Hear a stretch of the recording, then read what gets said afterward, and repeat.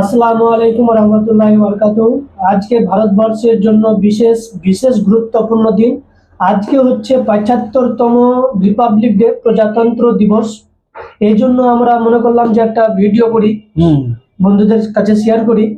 গুরুত্বপূর্ণ যেহেতু দিন, এই দিনটা ডক্টর বি.আর. আম্বেদকর সংবিধান রচিত করেছিলেন। তো এই সংবিধান মেনে ভারতবর্ষকে চলতে হচ্ছে। এই দিনটা এই জন্য গুরুত্বপূর্ণ, বিশেষ গুরুত্বপূর্ণ দিন। তো এই ব্যাপারে কিছু বলবে আমাদের মাস্টার, তো কিছু বলেন।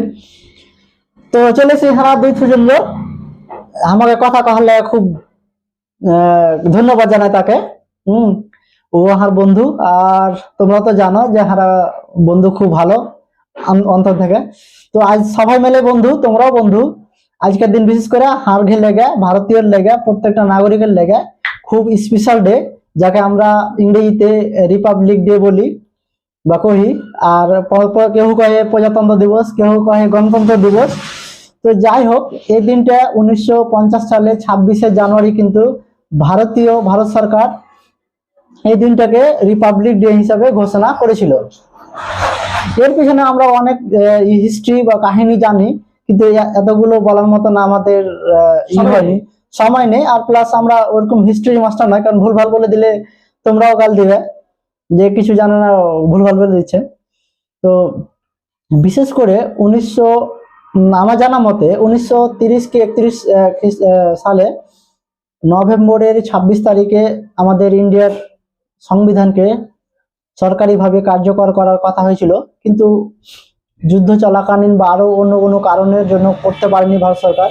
তারপরে ভারত স্বাধীন হওয়ার পরে 1950 সালে 26শে জানুয়ারি কিন্তু এই দিনটিকে আমরা রিপাবলিক ডে বা প্রজাতন্ত্র হিসাবে আমরা পালন করে থাকি।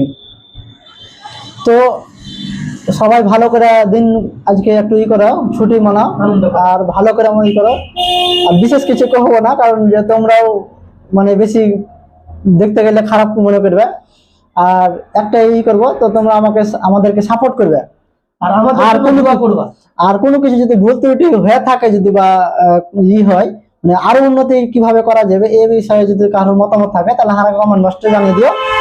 হারা সেগুলো আমরা আরো ঠিক করার চেষ্টা করবো। ঠিক আছে, থ্যাংক ইউ সবাইকে ধন্যবাদ। ওয়ালাইকুম আসসালাম।